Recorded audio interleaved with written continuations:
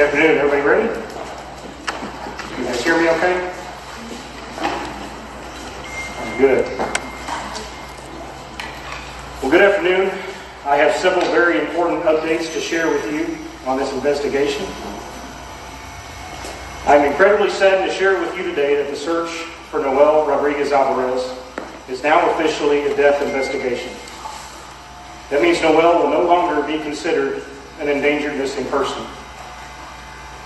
Based on the totality of the circumstances, along with the evidence available to us at this time, it has led to a very unfortunate, unimaginable, and devastating conclusion that Noel is likely deceased.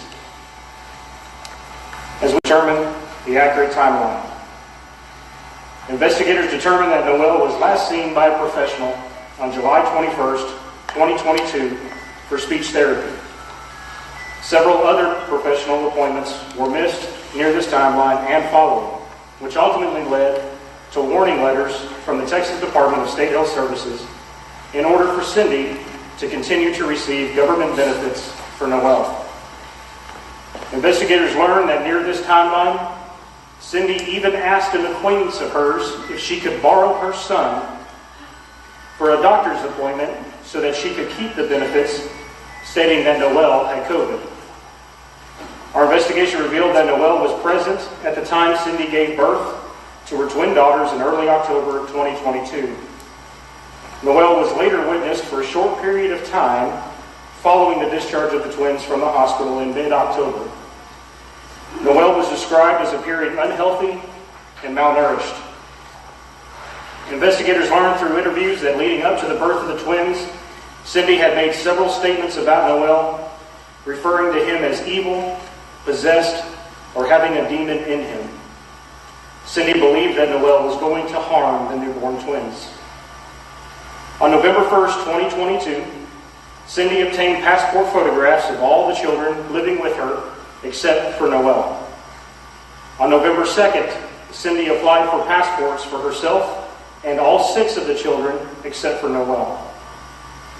Interviews suggested that Cindy began trying to explain the disappearance of Noel in early November through various stories that she told.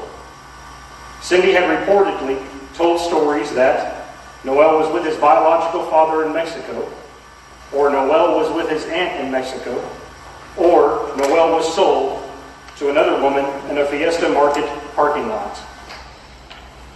Thanks to technology, interviews, search warrants, and the assistance of authorities in Mexico, investigators have been able to disprove each one of these stories. Throughout the investigation, we learned that Cindy has been known by relatives to be abusive and neglectful to Noel. Relatives and witnesses stated that food and water were often withheld from Noel because Cindy did not like changing Noel's dirty diapers. A relative even witnessed Cindy strike Noel in the face with keys because he drank water. Investigators have worked and continue to work tirelessly to comb through all of the electronic data and other information that has been obtained through a multitude of search warrants. We have not located any information that would suggest Noel has been sold or trafficked. We have additionally been able to disprove stories that Noel was given to other family members. Although the course of this investigation has changed, our commitment to Noel has not. We will continue to fight for Noel. Investigators are now working towards identifying potential locations and conducting recovery operations. We are engaging with several experts and highly qualified organizations to assist us on this venture. Some organized searches have already begun and are expected to continue in the coming days. Nobody is more committed, more determined, or more eager to locate Noel than this investigative team. We currently have active felony warrants for the arrest of Cindy and Archdeep for abandoning and endangering a child, which is a second-degree felony. We want these fugitives arrested and extradited back to the United States so that we can seek answers for the disappearance of Noel. Lastly, I want to again acknowledge and thank all of those who have assisted us to this point, and it is an exhaustive list of great organizations and people. That includes the Alliance for Children, the Department of Family and Protective Services CPI Division, the National Center for Missing and Exploited Children, the Euless Police Department, Grapevine Police, Colleyville Police, White Settlement, Forest Hill Police, North Richland Hills Police, Mansfield Police, Dallas Police, the Tarrant County Sheriff's Office, the Texas Department of Public Safety, the Texas Rangers, all of our federal partners, and our law enforcement counterparts in Mexico. Furthermore, I want to specifically thank Captain Zachary of the Euless Police Department, as well as Captain Shimmick of the Grapevine Police Department. These commanders have overseen operations associated with this investigation, and I am tremendously grateful for their leadership, dedication, and commitment in locating Noel Rodriguez-Alvarez.